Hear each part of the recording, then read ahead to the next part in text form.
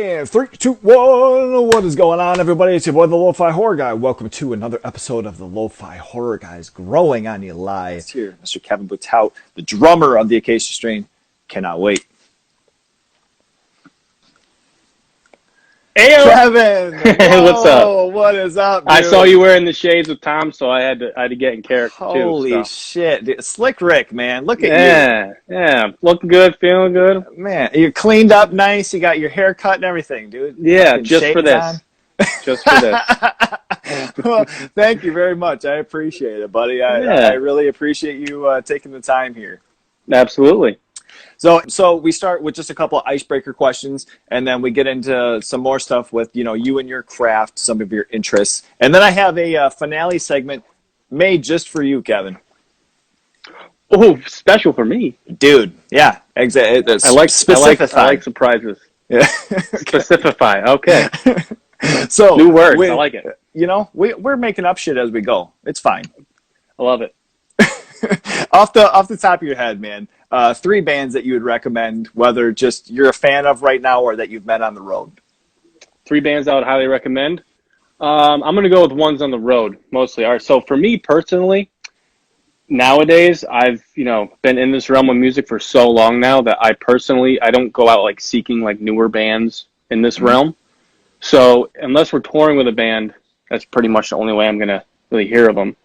But I do check out every band we're going to go on tour with. And the last band that really dropped my jaw was Higher Power.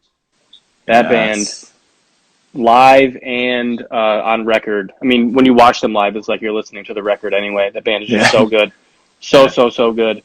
The tour that we were just on, it feels like we were just on it, but it was almost 3 months ago now that we had to go home because of COVID. But my boys in Chamber, I feel like every tour we're going to do in the future, we're going to try to get them on it from now on. And Fuming Mouth, that band, also big fan of that band. So all somewhat upcoming bands, but definitely everybody needs to have their attention on those 3 for sure.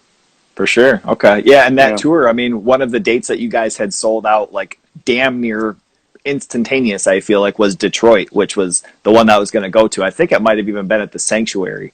Yeah, I believe that's where we played too when on the Coma Witch CD release tour. It's a very small venue, isn't it? Yeah. Yep. Yeah. I believe that's where we played. Okay. And I remember that show being absolutely bonkers. So us knowing we were going to play there again to a sold out show was going to be insane. It's going to be amazing. Yeah. But sadly, good old COVID had to come around. Yeah.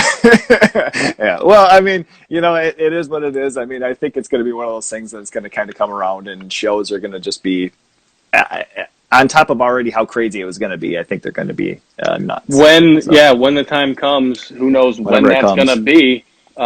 People are going to finally be able to go out and let all the aggression out again. Yeah. Now, if you could have a dream project, like a dream side project with 4 other members, dead or alive, what would it be, dude? Oh, wow. Wow, this is a hard one. So, dead or alive, dream project. All right, so I would pick. All right, so I'm going to go with favorite bands and just favorite musicians out of bands. So, for a bass player, I would love to be in a band with Steve Harris from Iron Maiden, because Iron Maiden is one of my top 3 favorites of all time. For guitar, even though he was a guitar player and did vocals, I would want Chuck Schuldiner playing guitar, but I don't want him doing vocals though. Okay. Let's see. So we got bass. I'd say Chuck would do lead guitar.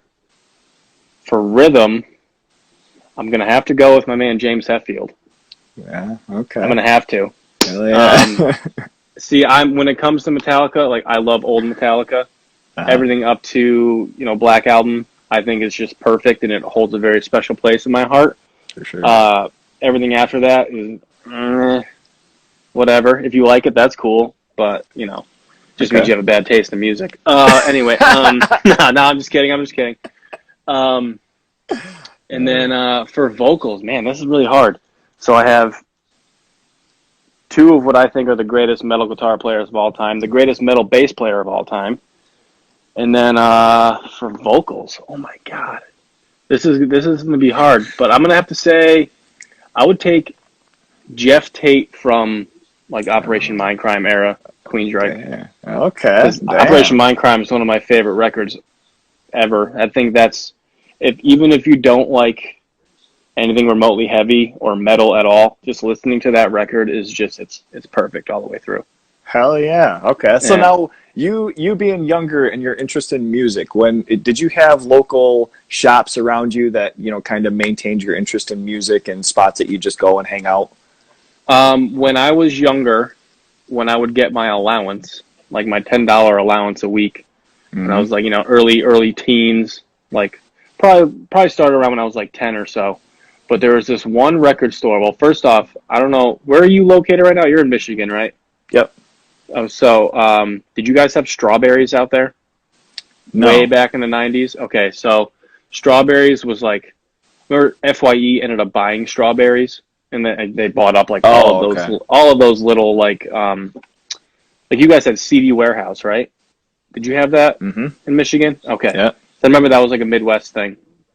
So Strawberries was kind of like that. So Strawberries, there was one in my hometown, and my brother and I would always go there, and this was when cassettes were still very popular.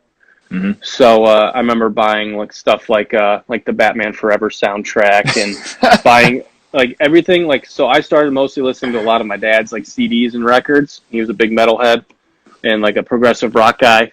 So a lot of stuff that he had, that I got drawn to, I would want my own copies of it. So I would buy a lot of like Rush tapes, like Queensryche tapes, Judas Priest, Iron Maiden, obviously, Pink Floyd, a lot of stuff like that. Okay. So there were Strawberries, and then once I got really into like the more of like hardcore and like more harder metal kind of stuff, there was this record store in Waterbury called Phoenix Records that anybody from Connecticut that bought hardcore records from that area knows exactly what I'm talking about. That store was like, it was like heaven when you walked in there, man. It was the best. There would be, they'd have the 7-inch section as soon as you walked in of like all new records, like all different bands. I mostly at that point in my life, like if the record cover looked cool, that's what I would judge the band on. So I'd like, if the cover looked really cool, I would buy it. So I remember buying like Earth Crisis, Destroy the Machines, because I thought the record cover looked really cool. So that was like Phoenix Records, a store like that. It's just a mom and pop store. It was owned by this, this guy that was like, he just knew everything about music, but he was mostly a hardcore metal guy. Put on a lot of shows in Connecticut too. This is the days where you'd walk in and there's the big bulletin board of paper flyers, stack of paper flyers that like you just don't see that shit anymore. You just got to flip through Facebook and you see all those flyers now. So, I mean, I have a bin in my closet that's just full of all sorts of shit like that. So, that was the only way people found out about shows back then. I mean, I'm not the oldest. I'm 35. Well, I'll be 35 in November. Right. But when I started going to shows, I was at the, like 14, 15 years old. That was still how you found out. There still wasn't really MySpace yet. There wasn't, social media. There was like some message boards and stuff like that, but you had to be lucky enough to have a computer and internet to see that kind of shit. Right. So for me, I had to go to Phoenix Records to find out about shows and new bands. Was that how you initially found out about hardcore? Like, what was your first introduction into that from being into more metal? My first, and it's going to sound kind of like cliche almost, but I'm originally from Connecticut. And the greatest hardcore band to ever come out of Connecticut, Hatebreed, was the first real hardcore. Fuck yeah! First hardcore band I ever heard. Yeah. And I remember like looking at that, and then it has like for fans of remember those stickers on CDs. Oh yeah. That's how you found out about other bands. That way, yeah. yeah. That's how you found out about other bands. So that's how I found out of bands like Integrity, like Ringworm. Stuff like that when I was really young. And then also around that time, like Napster was the thing. So Right. I would have friends that would be downloading all sorts of records and burning copies of CDs, and we're just passing them all along, making hardcore mix CDs. I mean, I have stacks of that shit too laying around. Just like, Sick. yeah. That So rules. that was a lot of the way it's how I found out about stuff was buying records I thought looked cool, seeing the band name I thought looked cool, and then going from there. A lot of times I struck out, but in my Yeah. personal opinion, but you know. Now, with how did you come into drumming? Where did that all come in for you? Well, my father plays. Okay. So as long as I could remember, all the bands that my dad was in, they always had band practice in my house. Oh, So okay. my basement was like a showroom at like a guitar center or something like that. Everybody's gear was just always in our basement. Oh, My yeah. dad always had his kits set up. Um, so basically, I fell in love with watching someone playing drums, and I was like, I need to figure out how to do that shit for myself. Hmm. So after setting up like pots and pans in the living room and putting on like Exit Stage Left, like the Rush VHS tape, or Iron Maiden Live After Death, and seeing Neil Peart and Nico McBrain, both with the biggest drum sets in the world.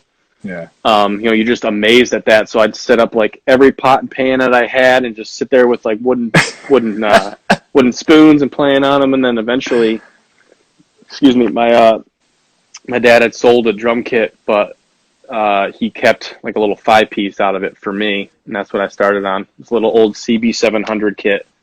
Oh, When yeah. Gibraltar used to make actual drums, they don't make drums anymore. They just make. Actually, I don't know if they might. They're not very popular though. They make No. they make hardware. Yeah. Um, so I had that, and then graduated to a cosmic percussion drum kit from Latin Percussion, which Okay. I don't think they have their drum kit line anymore. I mean, I haven't really Oh, looked okay. into it, but Yeah. um, so yeah, and that started for me. My first drum kit was at 4 years old. Damn. Okay. So yeah, Now, I you just being younger, did you have like instrumental wise? Did you have local music shops like that too that you went around and we gathered up had. shit that you needed?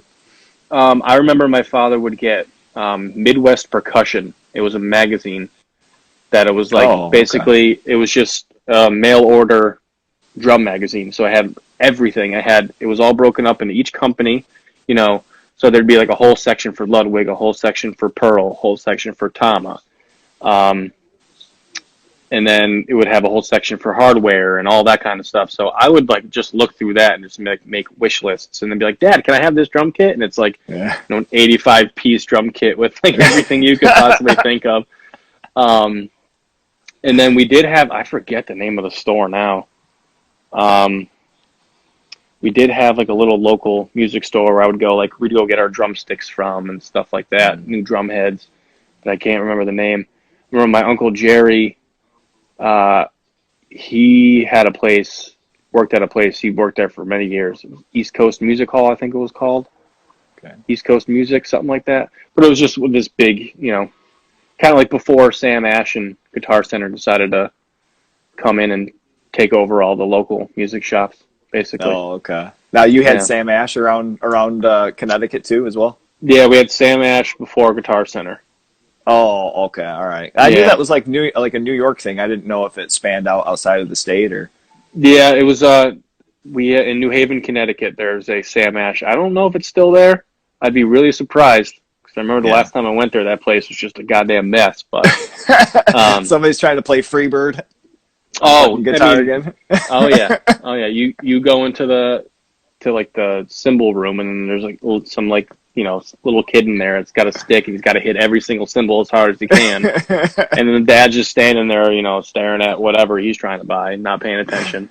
So that's terrible. So now, as far as all these years later, now you've got your different sponsors and everything. I just kind of wanted to dig into your specifics with your drum breakdown. So kind of with your drums and cymbals and your pedals, and also just so first start out your Pearl. You're still with Pearl, correct? Yes, I am. Yep. Okay, and then what specs do you got as far as like your tom sizes and your snare that you're using nowadays? So it's a Music City Custom. and it's the maple reserve shells. There's a few different kind of shell variations you can do with the Music City Custom, but the cool thing about the Music City Custom kits are they're the only kits that Pearl do that are like made to order. So when you order a Music City Custom kit, you have like a guaranteed 3-week turnaround.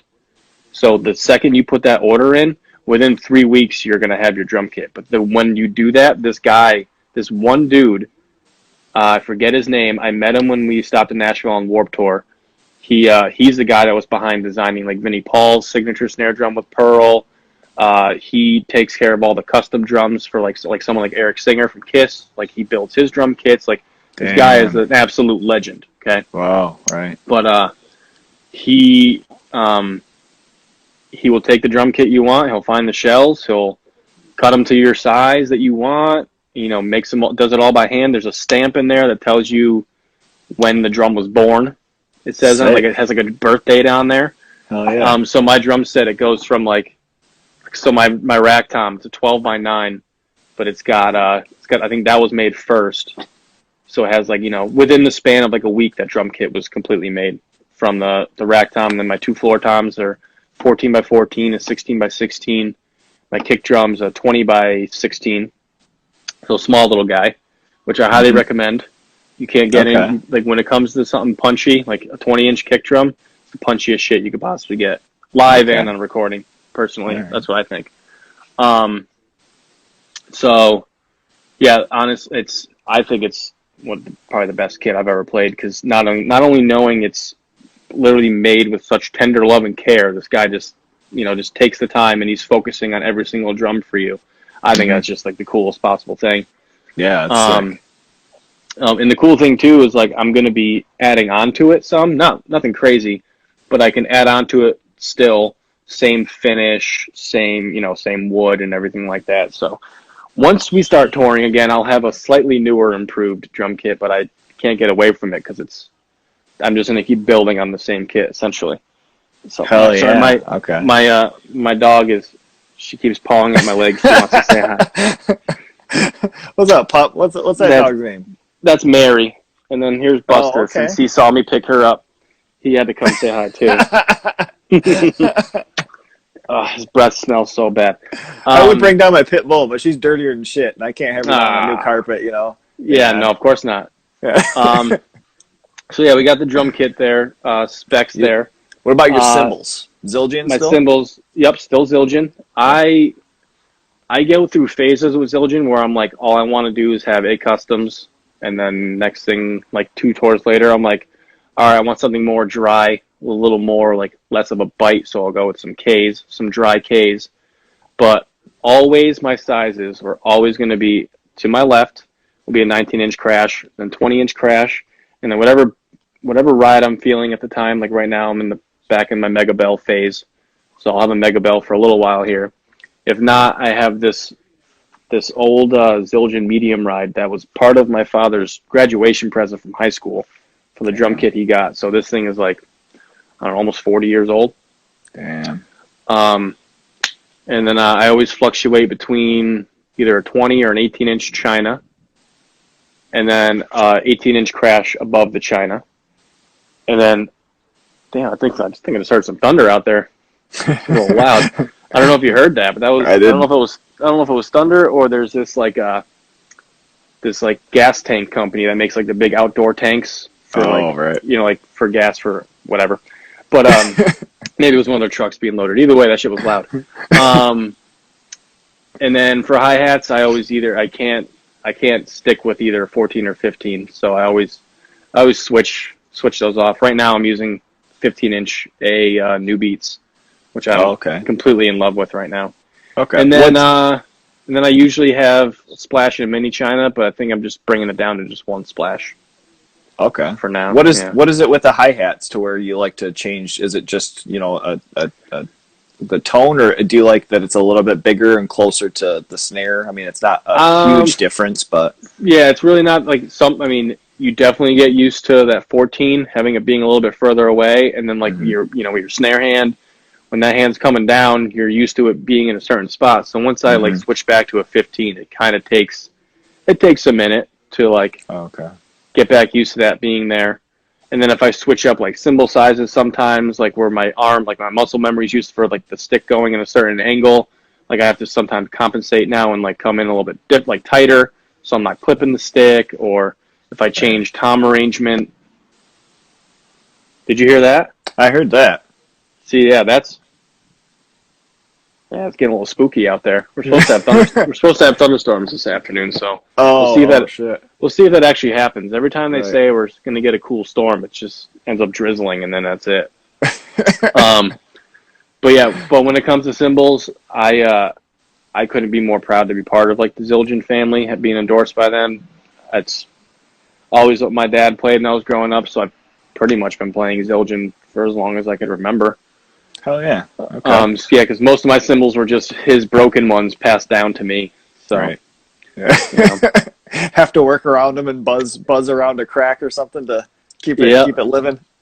Exactly. Yeah, and there was one point too where my hi-hat stand wasn't even a hi-hat stand; it was just a cymbal stand that had hi-hats on it. So I had to.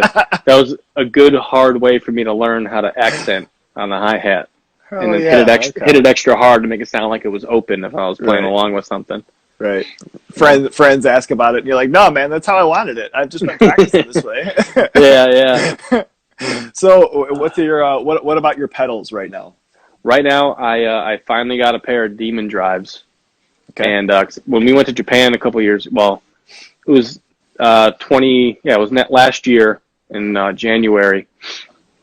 We went to Japan, and the kit that I had, that Pearl provided for me out there, they gave me some Demon drives, and I was completely blown away because I'd never really played them. I've always been, chain drive is like the best way, like direct drive is kind of cheating and blah, blah, blah, blah, blah. Mm-hmm. But these were direct drive Demon drives, and I've never had a left pedal react as well as that did, because I've always had a problem. I've always had a problem with like my left pedal not being as strong as the right one.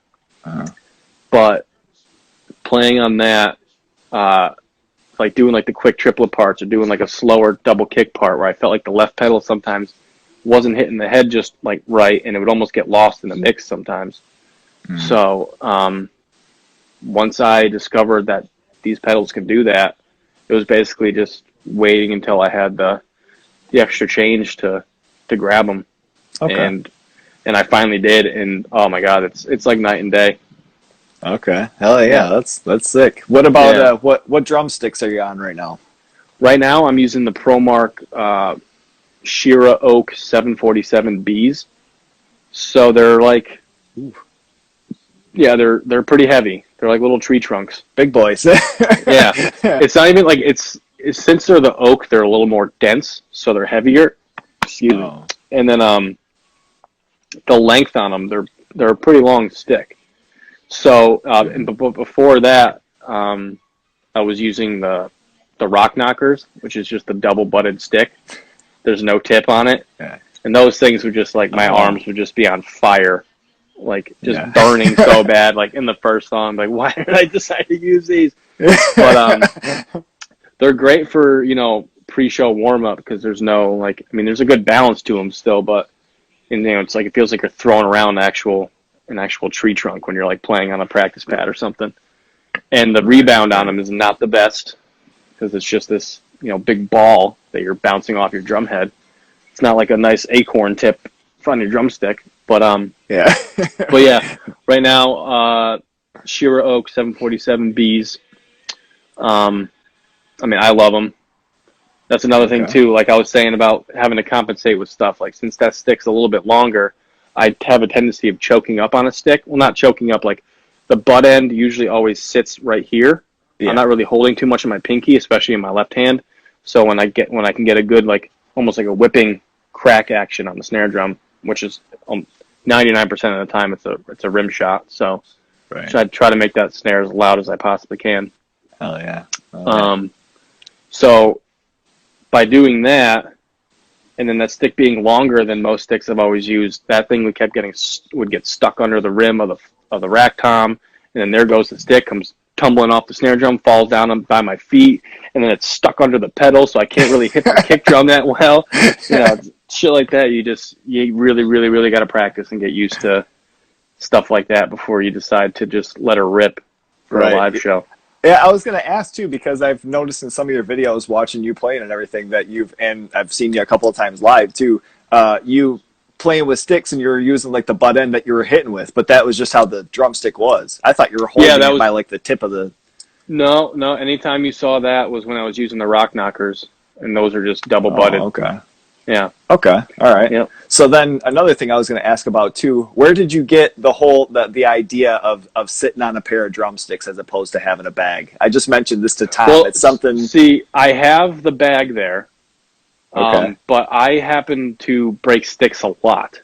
So if I break in my left stick, I'm not crossing over to grab from the bag, and I also don't like leaving drumsticks on the kick drum because I know you probably can't pick it up in the mic, the clicky noise of them bouncing around on a kick drum, but I just don't like them there. Yeah. Because I feel like something's going to happen, they're going to fall off or whatever. So sitting on the drumstick, if I'm going to town, I'm with my snare hand, that thing decides to just bust in half while we're playing, or if I could feel it starting to break, when I have the time, I could just throw it behind me, boom, I have another stick right in my hand. Like, didn't even know it happened. And then once that's gone, I will replace it with another stick when I have time In between but songs or something. Yeah, I highly suggest. I forgot who I saw that did that made me think of it. Because there was another dude we toured with that was, quite a heavy hitter. So like his sticks would always break too. I forget who it was. It was some years ago though. But then once I saw him do that, I was like, totally stealing your idea, man. Because that's fucking genius. It was the same thing. Because like a lot of times when I play, I naturally sit up a little bit, almost like off of my ass on the seat anyway. So I don't really feel them. But I mean, it was one of the first times I saw you do that. I'm like, oh, fuck yeah, I'm doing that. I just like sit up under them. Ever since, it's been the same thing. Yeah, just tuck it right under your thigh so they're sticking out good, so you can just grab it and go right back at it. Oh yeah. So along with your live playing, what's a track the Acacia Strain wise? What's a track that you guys never play live that you wish that you did? Well, up until recently, I mean, I wasn't on the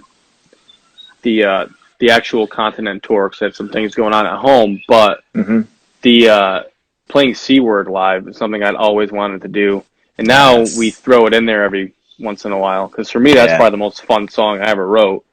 Drum wise, one of them anyway. Trying to think anything else that's like, I would say Whale Shark on Coma Witch. That's another one I wish we could play, but we have played it a couple times, and it was not a crowd pleaser. It's definitely it's a headbanging song. It's a song that we personally like a lot.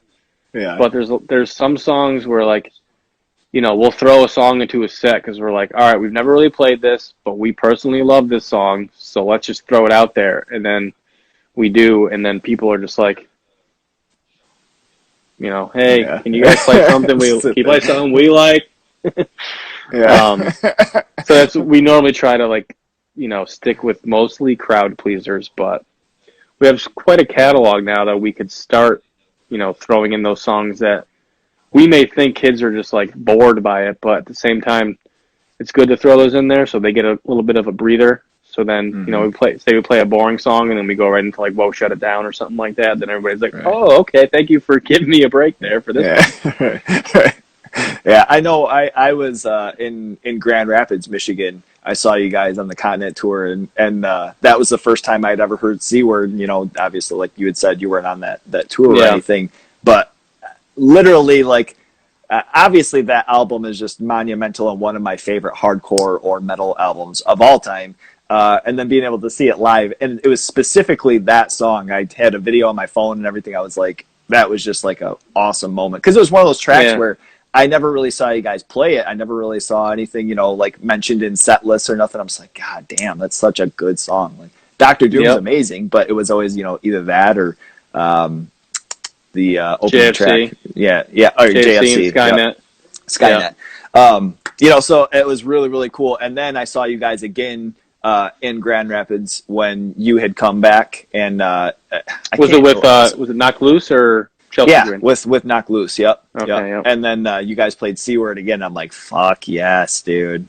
And it was Yeah, kind because of crazy when I was talking with Tom too. It was kind of funny because he was mentioning like all the cats that call out for all the old school songs and the stuff from 3750 and all that. And you guys played some older stuff, and I like look around and it was like nobody was really even doing anything or acted like they even knew what the hell it was. I'm like, what the? yeah, yeah, These are the we cats that did. are like calling for this shit. Yeah, we did. I think it was, yeah, Common Vision. That was 10 years of Deadwalk.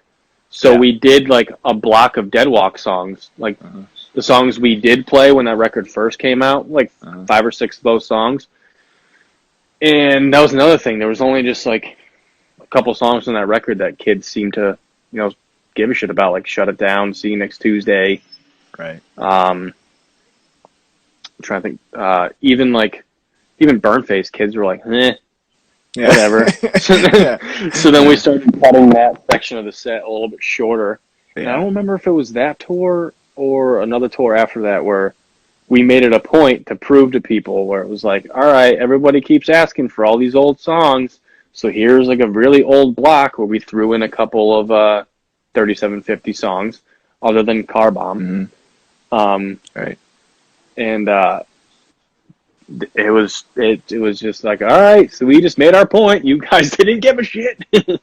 Yeah. Or at least, Right. yeah. Right. It's like, guys, we understand you guys want to hear it, but we know you're not standing there in amazement that we're playing these songs. You're standing there because you're like, fuck, they're playing this. Well, and like I mentioned with him though, the really cool thing that I had saw was you guys started playing the newer stuff, the stuff off Slow Decay, and it was like, I don't know, it was a couple of days since those tracks had been released, and there's literally people standing next to me singing the fucking lyrics, and I'm like, holy shit, like this is really cool, like I've loved your guys' stuff through and through, album after album, and been a huge fan and caught you guys live anytime I can, but then I start seeing like people are straight up like super into these songs and slamming the shit out of each other. I'm like, whoa. Yeah. Right? Yeah, like the first show of that tour was in New Haven, Connecticut. And that was the day that D was released. Mm-hmm. Like that day, it was only out for fucking 16 hours at that point. Mm-hmm. And then when we started playing Breeding Rats, it was like everybody just started singing along. Well, a good handful of people, and we were like, Right. whoa, holy shit, okay. Yeah. I guess everybody likes it so far. So it's, definitely it's, there's still 2 tracks that I haven't heard, but I just today I got E and C, so I'll be collecting the rest of those. I had to hold off because my, for like around the birthday, my wife likes to do all these surprises, so I can't look at shit, and I've just been drooling over these fucking EPs, so Yeah. I'm going to be snagging the rest of these. But as far as going back to your live drumming and whatnot, do you have any sort of pre-show warm-ups? Honestly, I just nowadays, because I can't just, I'm not so young and spry anymore. I can't just go up there and just let her rip cold. Mm-hmm. So I have to usually just sit there, like whatever the band is before us. I'll change into like my clothes I'm gonna wear on stage, and then I'll just sit there and kind of just kick my feet on the ground, just like as fast as I can, just get like blood flowing through them. And I'll sit there on a practice pad and just do just a bunch of random bullshit. Just kind of, or like play along with whoever's playing before us. Just like do random sticking patterns and just stuff like that. Just get the blood flowing through my hands and through my arms. Okay. But sometimes it almost doesn't even work as I was hoping, because I go to play the actual songs on the kit and I'm hitting harder, and then like the adrenaline's going, and then everything's getting tight. And I'm like, shit, I gotta cool off for a second. I gotta slow it down. But basically, it's just basic, blood flowing kind of stuff. Just movements. Yep, and then drinking plenty of water before going on stage. Okay. Always at least 2 bottles of water before, like while the band's playing before us. Okay. All right. Just so I'm extra hydrated. You never have to piss right mid set there, slamming all that. Mid set, it's definitely happened a couple times where I've had to go, and luckily it was like a time where, it was like a break in the set where Vincent's going to talk for a few minutes, and like I know I can just hop off, and the bathroom is literally like 20 feet from the stage, and I can just run in there and pee real quick and come back. Okay. That's happened a couple times. I've peed in a bottle, like maybe once or twice, because I just couldn't wait. But normally, if the show's going the way if I'm really feeling it and stuff like that, that water's just pouring out of me in sweat. So Okay, sick. yeah. Before, because we did start digging in a little bit to slow decay, and we'll talk about that a little bit. But I wanted to talk about It Comes in Waves. On top of being a surprise, it was very much a surprise of from the band and just completely different from anything else that we had Yep. heard before, other than the last track on like Como Witch and. But did you have like a little bit of a different mentality in going into writing some of that stuff? So for It Comes in Waves, it was a few years ago where Vincent kind of had this idea where we should do like a first it was just going to be like a 7-inch of a couple like experimental like kind of songs. It was just kind of let's just try to do something cool and different and just surprise release it with our friends at Closed Casket. And so that's kind of where the idea was birthed. And then there was when I was still the writing process for that, all the guitars and a lot of that stuff happened while I was absent. So they were writing a lot of that stuff on tour. There was times where riffs were just getting passed back and forth when they were at home, just getting thrown into a Dropbox. So a lot of that record was, there'd be like 8 files in a Dropbox of just like parts. And that's what I remembered last. And then when I was finally able to fully be back into everything, I forget which one of them arranged it all, but everything got put together, like the skeleton of It Comes in Waves, and then that was in the Dropbox, and I listened to that, and I was guys, what this is insane. Like let's really get into this here. So we there was some parts revised here and there, but this was something that Tom and Griffin and Devin put a lot of time into. So I was happy with it the way it sounded when I first heard it. Like I was like, this is the coolest fucking thing this band's ever done so far. Like I can't wait to get this done and then hear what Vincent's got to do. And I knew he had this cool, crazy concept about aliens and shit like that. Well, interdimensional beings. And then we, before that Knocked Loose tour, actually, we were at Griffin's because Griffin had a studio out in Des Moines. So everybody went to Griffin's house about 10 days before the tour and kind of picked through it all and just really, we all had notes. We picked through it all and just, we're like, all right, everything is great up to here. And then let's add a little thing here or take away a little bit here. Let's do this weird noise here, this weird noise there. And then I recorded the drum tracks for it right before that tour, which that was fun because I hadn't, recorded anything or really done anything with the band besides just a few shows. Like Japan was only like 4 shows and we did some holiday shows like around Christmas time before that. But this is my first time like really getting back into doing something new. So that was that whole record for me is just special and rewarding because it was, represents me getting back into everything. And, because there's points during when I was gone where I didn't know what was going to happen really. So, yeah, it was just for me personally, it was quite a journey getting that thing done. Hearing it for the first time when they sent me the link for the Dropbox and just being blown away by what they wrote. And then, months later, after that tour, not months later, within a couple months, Vincent had gone to record his vocals. And then when we first heard that with like his lyrics for it, it was just like, holy fucking shit. Like, what are we doing right now? Right. So it was that whole, like every step of that record was like Christmas for me anyway. It was like hearing it just evolving into what it eventually became. It was just the greatest. And then we put it out, there's always that worry of like, oh shit, I wonder what people are going to think about this. Right. And, we put it out the day after Christmas. and then there's all these people telling us how it's the greatest record this band's done. It's their album of the year now. Like, Yeah. they thought they already had their list, but then all of a sudden we put this out, and it makes you feel really proud, obviously, for Right. what you did. And then seeing lists on like some websites that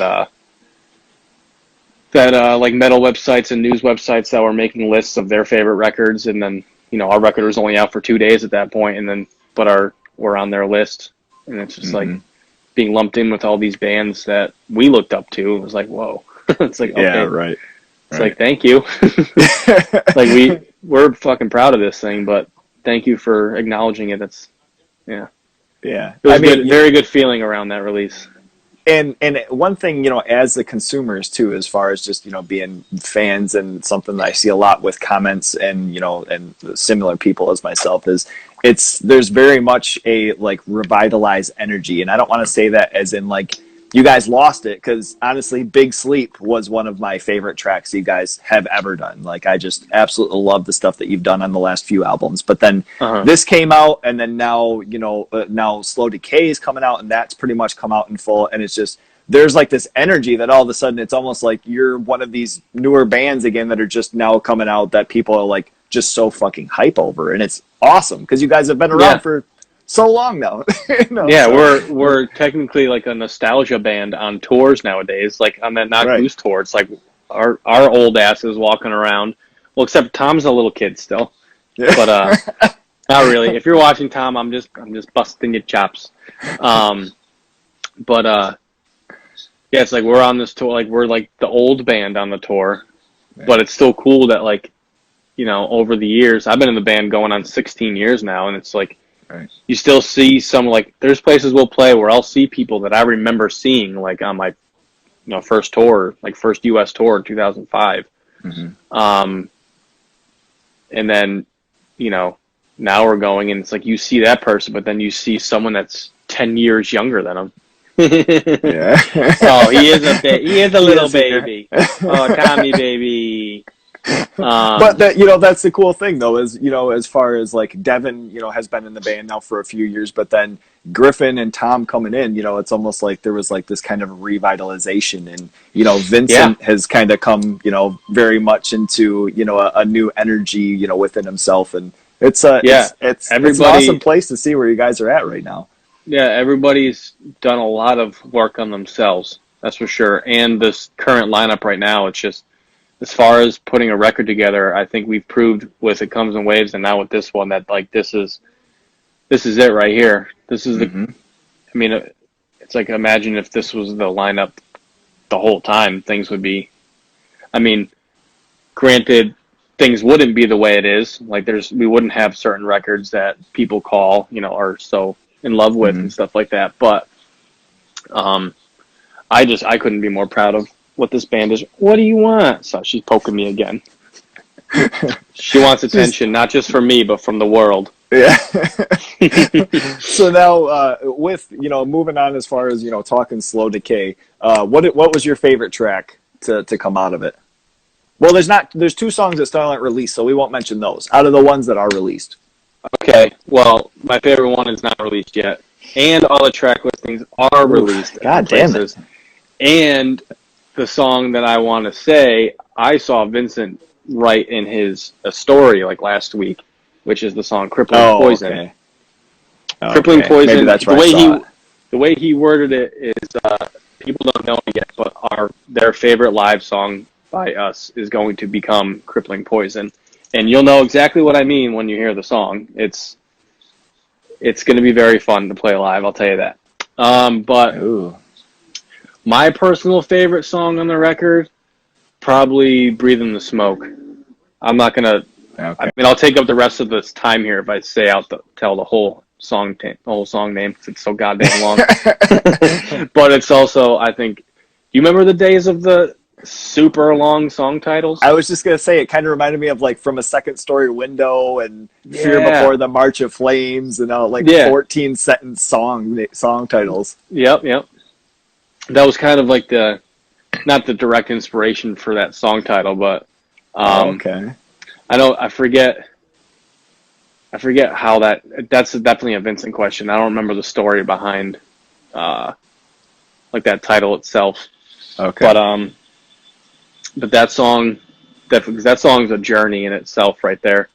Yeah. It starts all slow and drony and kind of evil sounding and atmospheric, and then it gets all like kind of happy in like the first like verse part. And then Zach from Left Behind's Yeah, I was gonna say vocals in the beginning are just ugh, grim. gives you goosebumps, you know. Fuck yeah, yeah. For Like sure. I remember when it was before that Chelsea Grin tour when we were also all of us like we would use Griffin's practice space a lot, well his studio a lot for practicing before tour started. And Left Behind met us there because Tom and I were filling in for Left Behind on that, so we had to practice quite a bit. With not you were only playing with them live? with Left Behind, yeah. Me and Tom both filled in. Shit. Yeah. Damn. Yeah. Yep. Bummed I missed that. That was so much fun. Yeah. But while we were there, Zach did his spot since Griffin had his studio, and it was just like, oh my god, that song was something else. Mm-hmm. But yeah, Crippling Poison is that's gonna be the one. That's gonna be the hit for a while now. Well, Once everyone gets to hear it, and right. in what July? Yeah, well, it's like in just under 3 days of a month. Yeah, okay. It'll be out. Is there anything on Slow Decay that you did that was possibly a different approach? You tried out a couple of different things. You had the one song, the title is slipping me right now, but you do the double, bell accents. That's just absolutely stupid that you lost the internet when that fucking song went up. Like, people were losing their mind over that shit. And it's like, for me, it's like that part, like, I know it was cool to do. Like, I was like, I know this is going to be like a cool part. It's going to be a fun part to play. But like, I never thought that it would be received as like as well as it was, which is, for me, it's a good feeling. Yeah. As soon as we started writing that song, I remember that song specifically we wrote on a day off. Most of that song we wrote on a day off during that Knock Loose tour in Griffin's little writing room at his house, like his like little home studio room. Mm-hmm. And ever since that song like took shape, I wanted to do something like that followed like the chugging pattern on the guitar. Mm-hmm. But fuck, what is the name of that song? That's not Earth Will Become Death. Oh yeah, those are lyrics. God damn it! Yeah. Oh wait, is that the one? Who knows? Yeah. I don't know. I'm not gonna. Yeah, well, it's the one with the belt, the dingy dingies in it. Yeah, I'll edit the video with just the song title there and the cover. Thanks, Tom. Oh yeah, that was a painful stinks. Yeah. It's great to have friends in the band watching the video so they can chime in. Hey, thanks, Tommy. So what Slow Decay had tons of guesses online, and I'm sure just more shit than I can even imagine. What were some of your favorites that were just far from what it was? I think Decaf was one of my favorite ones. Like people saying it would be Decaf because the last letter hasn't come out yet, and it's like, oh man, it's gonna be right. Or it's gonna be Decade because been a decade since Wormwood came out. It's like, Jesus Christ, guys, how many songs do you think we wrote for a record? And then there's some of them that would be like Decadence because we just want you to keep releasing more songs, blah blah blah blah, stuff like that. But I'd say Decaf, I think, was the funniest one. There were some very interesting theories. There are some theories out there that people think that like It Comes in Waves has something to do with Slow Decay, like story-wise and like artwork-wise, which no, it doesn't. It doesn't. It doesn't at all. It Comes in Waves is its own entity and story and theme. Okay. And Slow Decay is songs are about all sorts of stuff. What's the one? There's a song about boomers on there. I forget what that one's called now too. I'll edit in the song title. Yeah, it'll be all right. God damn it! It's the one that has the as one of the the intro has some like a sample over it, like the person talking. Oh yeah. But it's not. It's not. Inverted person, is it? Oh yeah. Yes. Tom said Yes. inverted person. Yep. Yes. Tom, thank you. Just please don't leave this video. You got 10 minutes left, buddy. So all right. So aside from your newer stuff, you've had some absolutely just amazing performances in the past that I wanted to bring up maybe a little behind the scenes of. Okay. First of all, I got to ask about your "A Couple Ways to Die" video, the Kevin feature. Yeah. Let's That was just. How did that come up? Why? How did that idea pop in your head? Vincent came up with the Thousand Ways to Die like concept, Okay. and so basically we all had to like think of our own. And at that point, I had I was working as a cook in a restaurant when I was home, so I was like, not even just out like working as a cook. I was getting heavily into like learning how to cook a lot of crazier stuff by myself at home.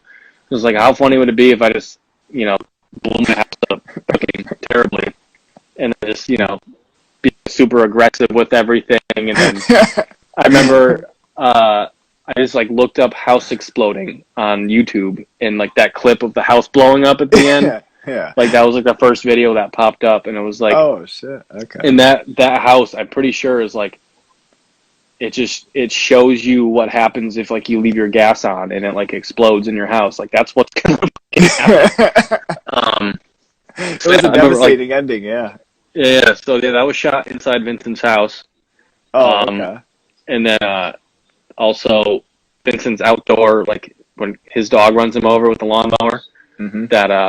That one we shot both of those the same day. So when his dog's paws are on like the handle of the lawnmower, that was me holding her. So like the dude with the camera can like get a shot of her. Oh my god. Her paws awesome. holding the thing. Yeah, that was a very fun day. And I felt really bad about the mess I made in Vincent's. I was like, hey, what do you have here that you don't mind just wasting food wise? Yeah, noodles. Yeah, noodles and like leftover chicken. And I was like, what do you have that I could just throw around, like some flour and salt or whatever? So just made as much of a mess as I could. Were those all filmed in one day? Mine and Vincent's were, and everyone else's were done on Warped Tour on an off day. Oh, okay. So another topic I have to hit too is your horror tattoos. Uh-huh. What all you got? I've seen you have right, Bub. You've got the Munsters. Yeah, Munsters. All right, so Bub. When I was younger, I used to me and my brother and I would get to like each rent a movie because there was a movie rental spot in the grocery store we went to in our town. So we would always get to rent stuff. My brother always, he's not that much older than me, but he got to rent like the rated R movies, and I still had to like rent like Land Before Time. Like I couldn't like watch like anything cool. So basically, what I would do is I would sneak in his room, and then we'd watch like the cool movies together. While my parents were sleeping. So seeing like Day of the Dead, that was one of like the cool, like I thought was like the coolest movies ever. And Bub is always, an iconic thing for me. Mm-hmm. So that was the very first tattoo I'd ever gotten was Bub.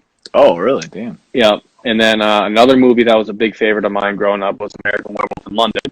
Mm-hmm. So it was like an oil pastel painting of like the cover of the movie, like the old cover when it has like the werewolf's face. Okay. And I have that, and then Creepshow. I forget if it's from Creepshow. Yeah, it's from Creepshow 1, but the skit with Leslie Nielsen and Ted Danson, where Leslie Nielsen buries him and his wife, up to their heads in the sand, and then they drown and they come back as the ghosts. I have those two there. Oh, shit. Okay. And then the Munsters. And then the Munsters. When I was growing up, Nick at Night had just had like this big like resurgence, and it was like, all these old cool shows that like, and then I think it was every night the 8 to 9 o'clock block was back to back Munsters. Oh, okay. So, yeah, I being like a little horror fan, like a show about like a family of horror movie characters, I thought was the coolest fucking thing. So I made it up. I watched it as much as I possibly could. And okay. Do you have all of them tattooed? Yeah, I got all of them except for Marilyn. because I mean she doesn't really matter. Hell yeah. She doesn't matter. She's the ugly one, right? Oh my god, that's funny as hell. What are some of your favorite horror movies? I'm gonna have to. Oh, do you want like an all time or like a current? I mean, if you got a top 5 all time, Top 5 all time. All right, I will say Pet Sematary, because that movie, the scene with Zelda when you I first was just see her. telling Tom about that.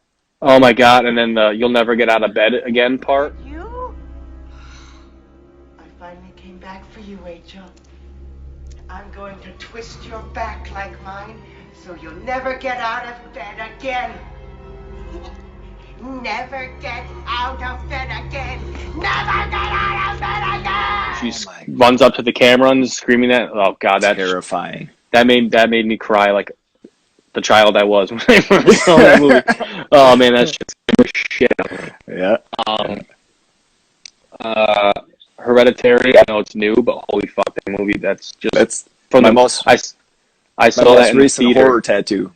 I saw that in the theater when it came out, and it just completely blew me away. Yeah. I was just ever since the trailers for that movie started coming out, and there was the scene with, what's his name, Gabriel Byrne is on fire. Yeah. Like I was like, oh my god, like this is gonna be good.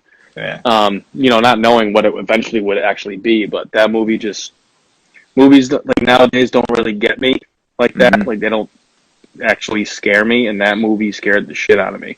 Oh yeah. Like I left lights on in my apartment when I got home after seeing that. like because I didn't want to shut the light off and then see like my grandma standing in the corner. Like nope. Yeah. Yeah. Terrifying. Tons of terrifying imagery in that. Yeah. Oh yeah.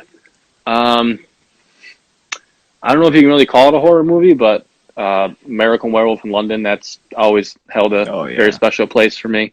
Mm-hmm. Trying to think, you got so many in the background there. Oh, The Exorcist, definitely another one. Oh yeah.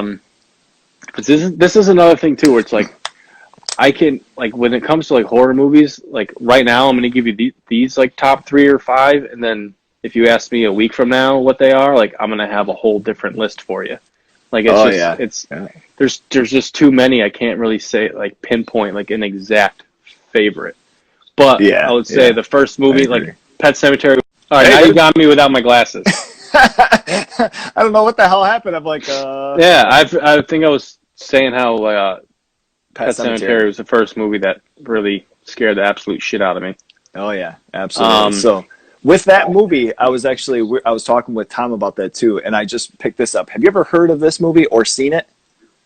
I recently just watched that, and holy shit, have you seen it? Yeah. The one scene where like the kid and the mom or whatever morph. Dude, that was I told when they're Tom, that laying was on like the scariest thing I've ever seen since Zelda. God. Like that's one of the creepiest things I've seen. Like the noises it's making and shit. Yes, like when they're laying on the couch and they're like it's like when they first brought them inside.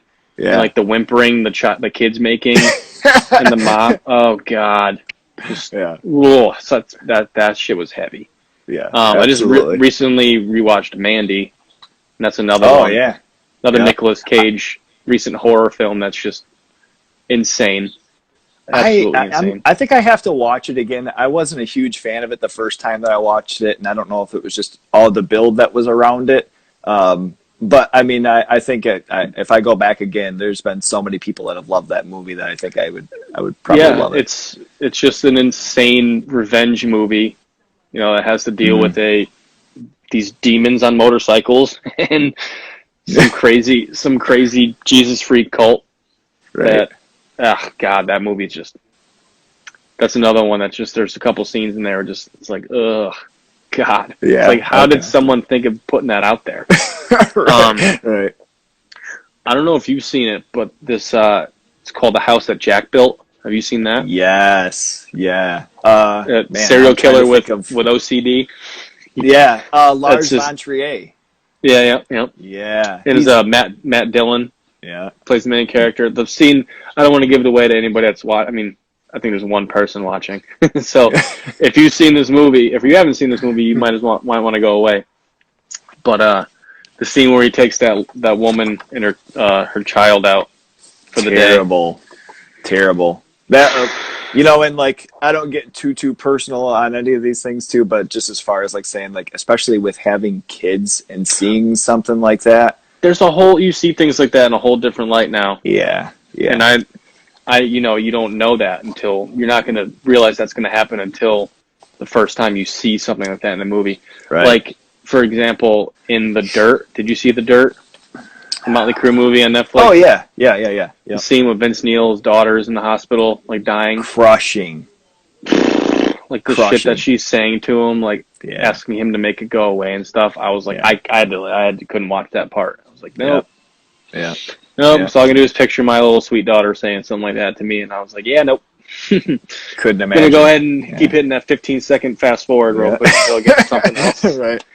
Yeah. No, with you bringing up the house that Jack built, the craziest thing about that movie to me was this whole movie is just built on how much I am hating this character and just more and more despising the shit that he's doing, the stuff that he's conjuring in his head, the crazy imagery that's coming, and then the ending comes, and it's like you feel bad for him. Like, did you have that same feeling? Like, it was like just this terrifying ending that he deserved, but he's like in this like cave and being surrounded by water, and I'm just like, oh shit, that is terrible. It's like you deserve this 100%. Yeah, it's like you deserve this shit 100%, but at the same time, like, damn, poor guy. Yeah, he just had OCD. Weird. Yeah, he's just crazy. Have you ever seen Antichrist?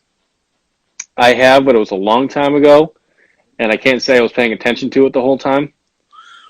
Watch it. But I just, especially if you like that movie. It's the same director, and I know it's another Lars movie. Yeah, and I remember first time I saw it, I was like, "Oh, great!" I never thought I would see Willem Dafoe's penis in the movie, but apparently it's a stunt guy. It's a stand-in, which is really weird. Yeah, and then he did the Nymphomaniac movies, Part 1 and Part 2. Did you ever hear of those? Heard of them, and I haven't seen them though. I know they were on Netflix for a while. I just haven't watched them. Those are real freaky. It's nothing like of horror or anything, but there's definitely some pretty dark shit. That guy's gone through some stuff. Oh yeah. Him and have you seen Mother? Yeah. That Darren. See, I don't. That's another one. That's another one I got to say is one of my favorites. But I don't know if you can necessarily call that horror or just like straight up psychological thriller or what. But it reminded me a lot of Inside. Which Inside, the French one? Yeah, the pregnant lady. Yep. Okay. Yeah. That just as far as what you wind up figuring out further into the movie of Mother, it kind of reminded me of that. But then it was kind of weird too how it kind of the Mother the movie kind of takes on like a biblical sense from what I remember. Right? Yeah, at like the end. I remember watching like an explanation video on it, and that whole movie is just biblical undertones the whole time. Yeah, the entire time. Really weird. Yeah, like, and plus no character has a name, and there's no one's their names, or there's no one ever says a name for anybody. But it's like I remember watching an explanation video, and Javier Bardem's character is like God, and Ed Harris is the man, and then Michelle Pfeiffer's the woman, and then their two sons are Cain and Abel. And then that's basically where I lost it from there. I forget what Jennifer Lawrence is supposed to represent, but very wild. Yeah. And then it's mostly it's like a whole metaphor for God trying to create something perfect and then fucking up every single time and then trying again and again and again and again and just never getting it right. Yeah. I mean, if that's a real thing, that dude he's fucking up right now too. So big time. Touche. Speaking of Javier Bardem, one last one. No Country for Old Men. What's your take on that? Amazing. I love that film. Great. It's so funny because like that same year, that and There Will Be Blood came out, and those were two movies. I was just gonna say that. Yeah, they're not horror movies, but especially in that community. Everybody loves those movies. And how can't you? I mean, Jesus Christ. Amazing. I always, if I'm with someone drinking a milkshake, I always tell them I'm going to drink from their milkshake. but half the people I'd say that to, they're like, huh? It's like, oh, okay. Yeah, You just, I'll tell you, just go watch There Will Be Blood. You'll understand. That scene at the end is just, that's another one which it just sucks you in, and it's like building up, and it's so intense, and then it finally just, when it breaks, it's like, holy shit. And Daniel Day-Lewis, I mean, that guy's just unreal. Yeah. Daniel Day-Lewis and Paul Dano.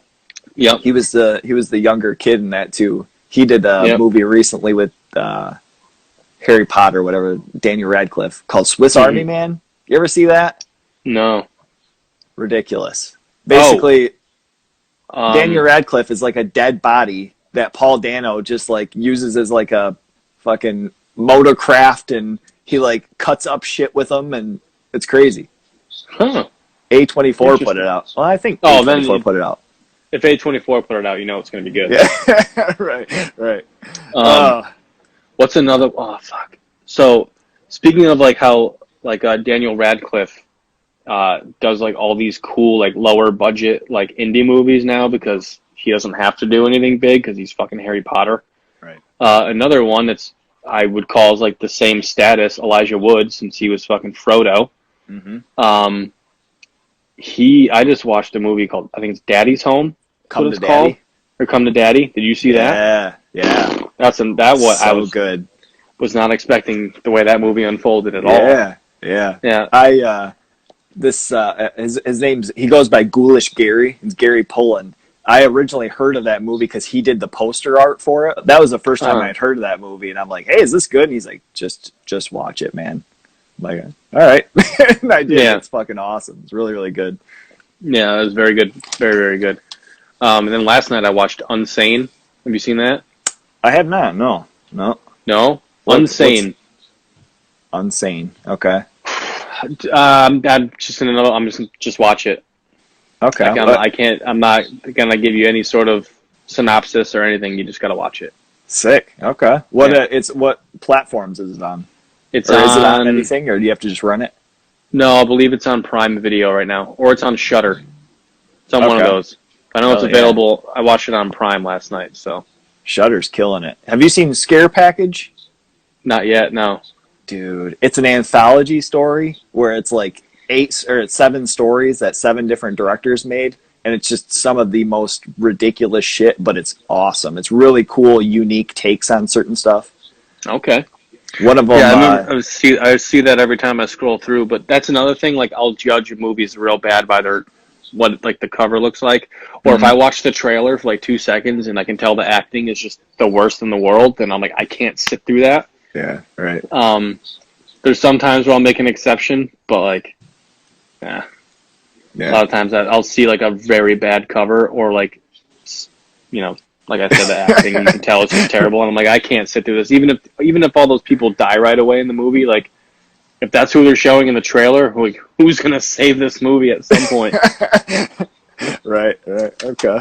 Yeah, I mean, that's a good take. It's fair enough. Shit, I mean, you have to do that sometimes. And I mean, you got plenty of good metal albums off of making those calls too. So shit. Yeah. Over the years. But then there's a couple times where I've been like, ooh, this looks really good, and then the movie actually is just the worst thing I ever saw. Yeah. Okay. All right. Well, man, I absolutely appreciate your time. Absolutely. We've had over an hour now. We've gotten into some horror movies, some drumming. I really appreciate you just, coming on, hanging out and everything. And if this is your time, if you wanted to just plug whatever you have going on, or, give a couple of shouts, this is you. Basically just one thing. I hope that once Slow Decay fully comes out, everyone buys it, streams it, listens to it, loves it, gives it to their friend, gives it to their mom, who cares? Just drive around, listen to it loud, piss your neighbors off, listen to it loud inside. Just, I hope everyone enjoys it as much as we loved making it. So that's really it. Beautiful. Oh, and keep watching good horror movies. Yeah. Hell yeah. Not shitty ones. Yeah, no, not shitty ones. All right, so our last segment, all right, I have named Coma Witch Hunt. All right, and this is a little bit of a play on something, okay? So now, this is a play on a Rush track called Witch Hunt. Yes. All right? So I'm going to ask you, obviously with Neil Peart, just lost him. Huge loss in the drum community. I ugly cried when I found out he died. I Because was for me, he taught me more about playing drums than anybody. I played along with Rush Records more than any other band. yeah. Like Moving Pictures, in particular, was one that I played along with all the time. And obviously Witch Hunt's on there, so I played that song a lot. Yeah. Beautiful. Okay. Yeah. Yeah, that was one of the things where I was at work, and when I got out, I remember pulling up Instagram, and one of the first things I remember seeing was you playing along with a couple of the tracks, and I was at work, so I had to pull it together, but certainly in the drum community, it was a huge shock, and that hurt. Yeah, man, that was it was very rough, very rough. So I'm going to ask you, so if we had the hypothetical situation where Neil Peart came and he needed a little help, and he said, Kevin, I need you to play drums on any song ever. We're going to replace the drum track that I recorded, and I need you to step in, man. What Rush song would you play drums for, record? Cygnus X1, Book 2, part like side A of Hemispheres. Sick. Absolutely. That's something that I've been working on, actually, when I do get time to play by myself, is trying to get through that completely without stopping. And I'm getting there, and it's for a reason, so Damn. I can't wait to be able to do that all in one take, and then Sweet. Yeah, unleash it on the world. So Hell yeah. That's awesome. That record, it's Hemispheres, I would say Hemispheres and Farewell to Kings are my two favorite Rush records. Mm-hmm. But Hemispheres, like Cygnus X1 Book 2, is just goosebumps every time I listen to it. Hell yeah. It's just such a beautiful journey. And then every song on that record, I mean, it's only 4 songs, but La Villa Strangiato, that's another one too. Just nice. It's whenever they do an instrumental, it's mostly a showcase on what they can do. Oh yeah. And I feel like the MVP on that, well, on almost every Rush record, Neil is the MVP. But yeah. Oh, I mean, I agree. Yeah, for sure. I mean, not only is he writing some of the greatest drum parts you've ever heard, but he's wrote all the lyrics too when he joined the lyrics. band. Yeah. I mean, there's maybe I think it was right when he passed away, Sirius XM, the Deep Tracks station turned into Rush Radio. So they had some interviews and stuff that would go on that he was part that he did. And I remember there was one, I think it was since he joined the band, 6 songs total he didn't write the lyrics for. The other guys wrote the lyrics, but even then he collaborated on the lyric writing, but it was their idea. But a lot of times that's how Dave said that they would write songs, is they would present him with a musical idea, and then he would think of a theme or a lyrical idea based off of that, and then run with it. And then how he was a fucking nerd, so on Fly By Night song Rivendell, and there's no drums on it, it's just acoustic and Geddy Lee singing about Lord of the Rings. It's the sickest shit ever. I just love it so much. It is so funny. Cygnus, I was just Cygnus X1 about space and black holes, and then he goes into this black hole, and then the other side of it is the Titan gods fighting over heart and mind, and who's gonna be this and who's gonna be the stronger one, and then it's this one little astronaut guy that's got to decide how to make Dionysus and this other god come together, be in harmony somehow. It's what, dude? Yeah, just as an artist, that was the thing too. It wasn't so much, I mean, it was the majority his drum work, but it was one of those things too where just him as an artist, he's truly irreplaceable. If Rush ever tried to go on, I would be interested to see who they would have sit in, because I mean, Metallica I mean, they had Cliff Burton, and then they had Old Boy step in as bass, and it's I don't know what Rush would do. I don't know honestly like who they would get to, See, maybe that's you. one of those. You gotta try, Kev. You know what I'm saying?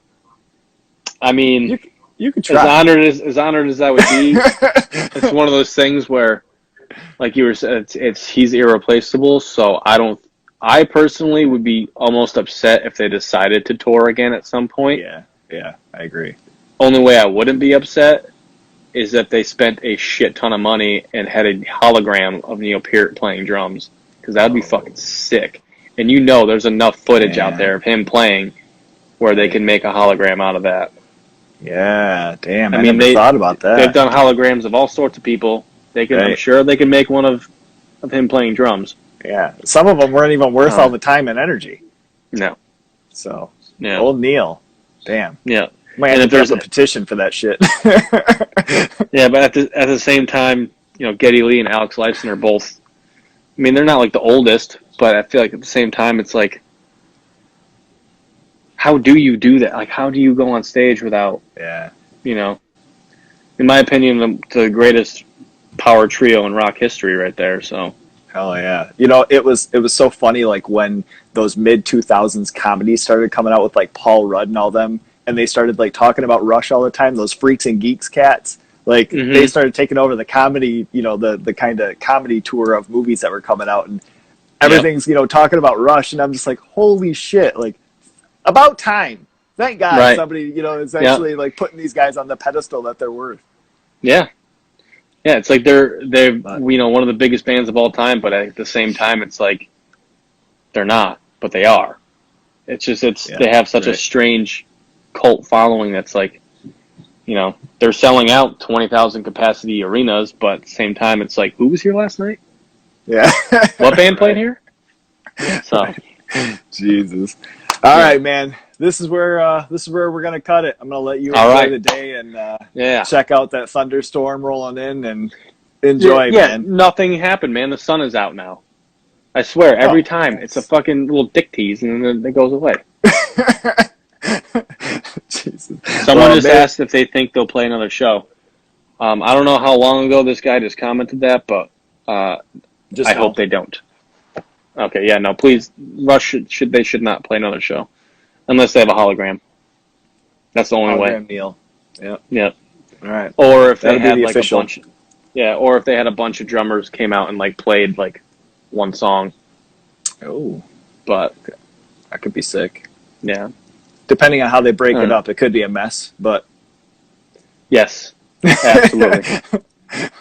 All right, man. Well, thank you so much. We're going to cut off here and enjoy the rest of your day, man. You take care. Yeah, you too. All right, buddy. All right, see ya. Bye.